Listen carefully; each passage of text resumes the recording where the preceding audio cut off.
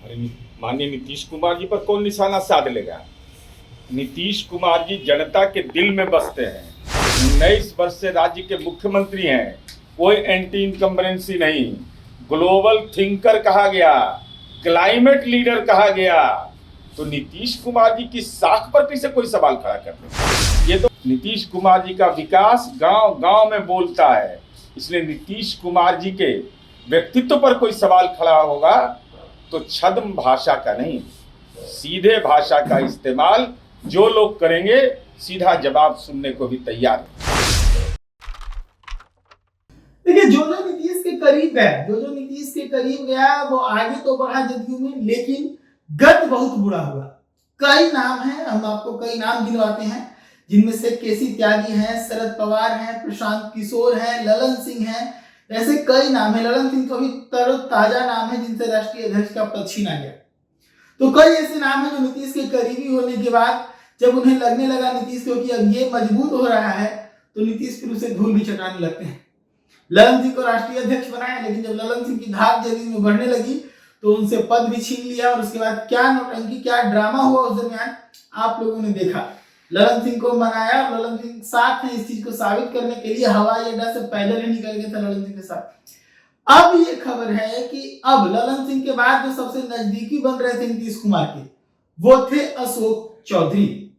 अशोक चौधरी को लेकर ही ललन सिंह और नीतीश कुमार के बीच में खटपट हुई थी, क्योंकि अशोक चौधरी और ललन सिंह की उतनी अच्छी बन नहीं रही थी। और इसी चीज को लेकर नीतीश कुमार ललन सिंह से नाराज हुए थे। और अब जब अशोक चौधरी की कद बढ़ने लगी जदयू में, तो अब अशोक चौधरी के भी ऐसे पोस्ट आने लगे हैं जो ये बता रहा कि गद तो बुरा होना शुरू हो चुका।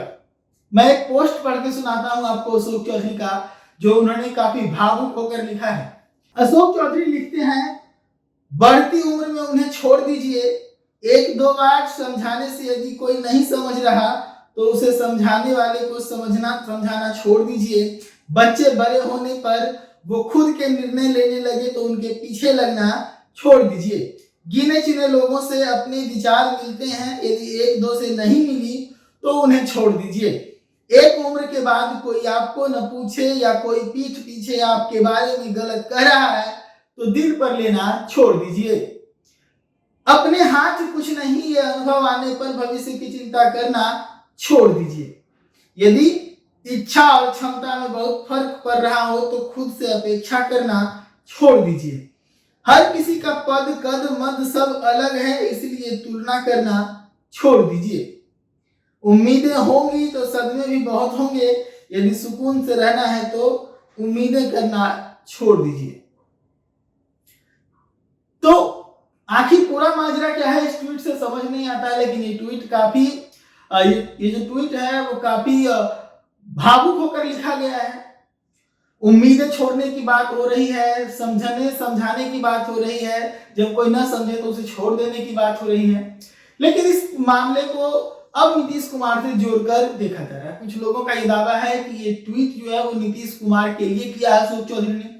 अब इसी मुद्दे पर जदयू के मुख्य प्रवक्ता एमएलसी नीरज कुमार से जब बातचीत की गई तो पहले उन्होंने साफ तौर पे कहा कि नीतीश कुमार पर तो निशाना हो ही नहीं सकता, लेकिन बाद में उन्होंने ये भी चेतावनी दे दी कि अगर नीतीश कुमार पर कोई परोक्ष निशाना भी कर रहा है तो हम उसे प्रत्यक्ष जवाब देंगे और उसे प्रत्यक्ष सुनने के लिए तैयार रहना होगा। सुनिए क्या कुछ कह रहे हैं पूरे मामले पर एमएलसी नीरज कुमार। अरे माननीय नीतीश कुमार जी पर कौन निशाना साध लेगा। नीतीश कुमार जी जनता के दिल में बसते हैं। 19 वर्ष से राज्य के मुख्यमंत्री हैं। कोई एंटी इनकम्बरेंसी नहीं, ग्लोबल थिंकर कहा गया, क्लाइमेट लीडर कहा गया। तो नीतीश कुमार जी की साख पर कैसे कोई सवाल खड़ा कर देंगे, ये तो असंभव है।